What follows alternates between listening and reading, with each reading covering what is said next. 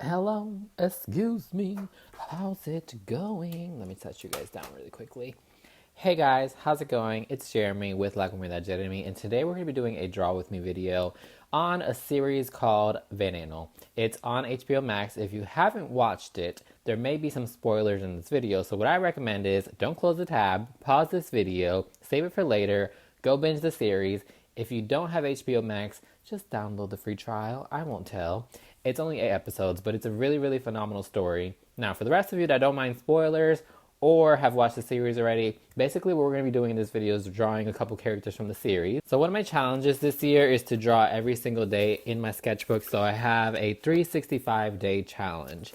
And I really wanted to challenge myself as well to draw people, which is something that I don't normally do, something that I never really felt comfortable doing. When I was in high school, I used to draw and paint people, but it was never correct. I really suck at drawing eyes and the nose and the mouth. Like, just the facial features is like really hard for me to get. So I wanted to challenge myself to get better at it. This isn't a style that I'm going to be drawing in because I do have my defined art style now, which I draw my characters in. But specifically for myself and personal use, I wanted to get better at drawing people. And this was a great way to challenge myself with an inspirational story that really, really touched my heart. So Cristina la Veneno, if you don't know who she basically is a famous transgender woman who is from Spain and has like the most phenomenal story. It is a very heartbreaking, heartwarming story that just really touched me in so many ways, because I think a lot of us in the LGBTQ community can really relate to this story, but I think as well as so many others that are not part of the community. It's sad. I'm not gonna lie, like you're gonna cry. You're going to be pissed off while watching the series, but it was a story that needed to be told. I'm also really disappointed that I didn't know about her until the series came out. I hate that we don't find out about people until like after they pass away, which just really irks me in so many different ways, because I feel like when you know about these people while they're alive, like they're not as well known, like they're not as big as they could be until like a movie comes out about them or a series comes out about them because they passed away. And I really want to learn more about other people that are part of the community, part of these movements, and celebrate them while we still have them.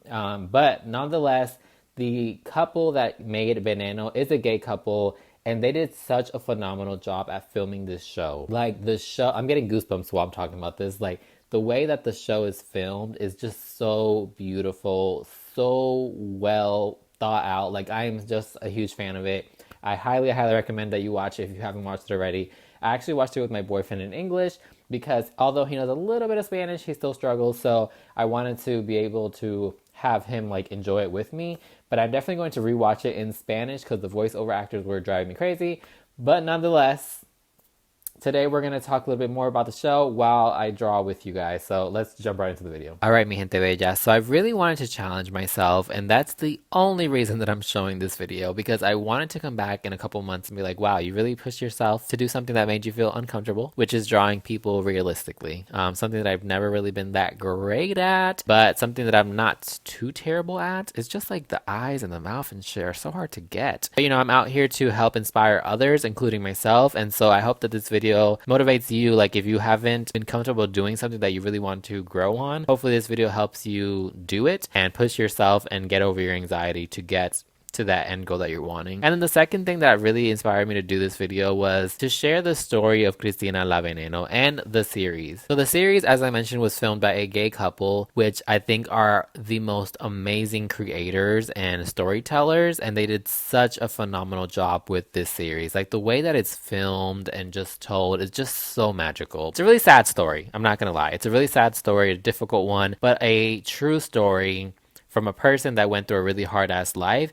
And then also the other side to it is that this story is the same story that so many of us in the LGBTQ plus community go through. The whole sex work aspect of it. And I think this is a topic that is so taboo. Nobody wants to talk about it. People are like shunning sex workers, but it is something that many people in this community go through because as a trans woman or as a person of the LGBTQ plus community, it can be very difficult to find work, especially in the times that Cristina la Veneno was living in. I chose to draw this younger version of her because I think it's when she truly became the celebrity that she was always meant to be. She was just so beautiful in this show. The true actor of this series is just so freaking gorgeous. I am obsessed with all of them. Basically, Cristina la Veneno in this series, you'll see every aspect of her life from when she was a young boy to a older trans woman. You'll see her when she was in prison. You'll see her when she was going through hard times while being on the show, being addicted to drugs. You'll see all of it. It is such a phenomenal story, a very heartbreaking story, but one that needs to be told.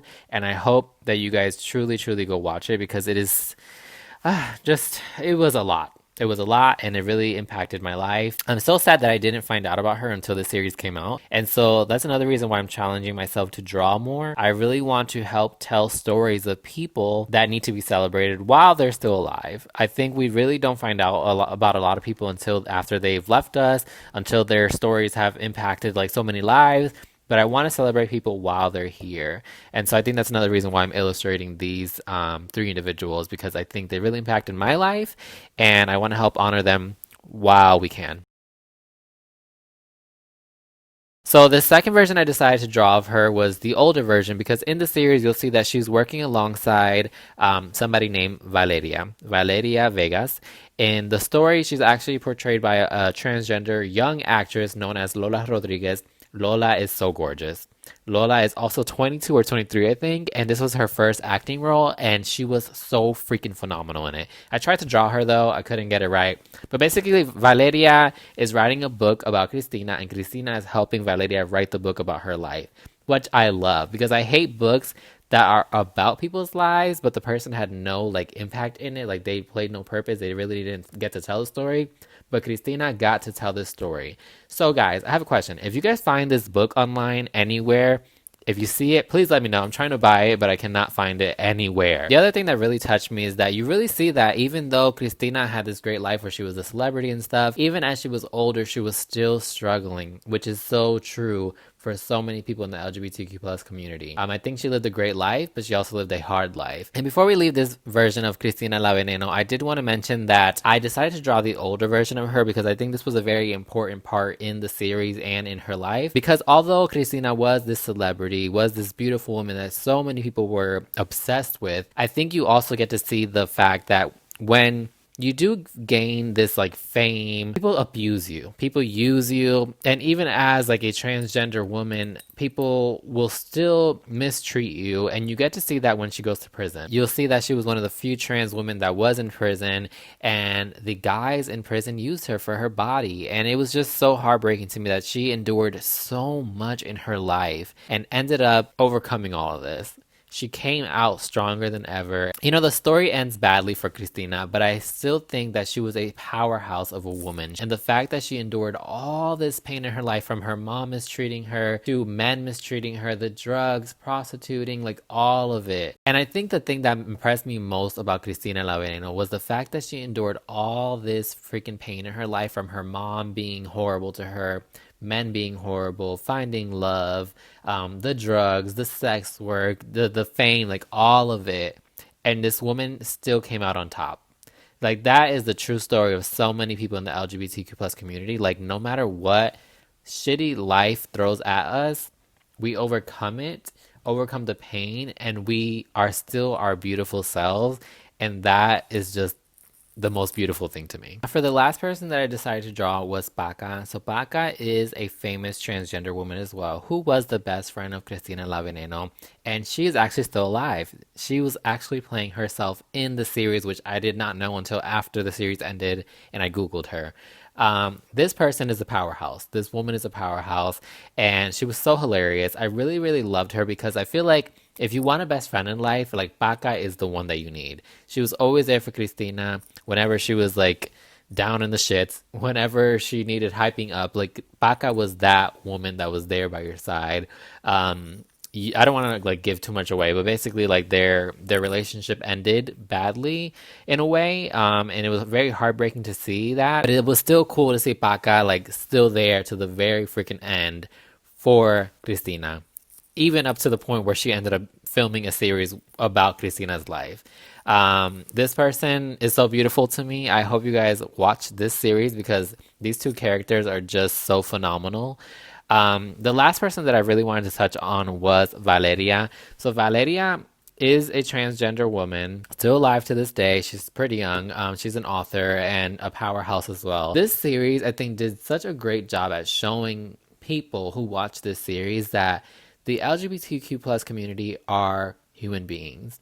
We are able and capable of having normal lives, careers, and doing amazing things. And I'm so glad that this story was told, especially with people of color, Spanish speaking people. I am just so impressed with how this story was told. I hope you guys give this series a watch. It like truly impacted me. I'm in love with this show. I'm going to watch it again because I actually watched it in English because of my boyfriend, but I'm going to watch it in Spanish because it was that damn good. All right, friends. So this is the final piece. I want to say that I struggled a lot.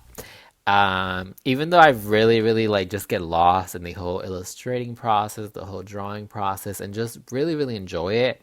When it comes to drawing facial features, I get so annoyed and my anxiety just goes to level 100. But I really wanted to just create something because the women in this series just impacted me in a way that I cannot explain. And I think the one way that I could explain it was by drawing them.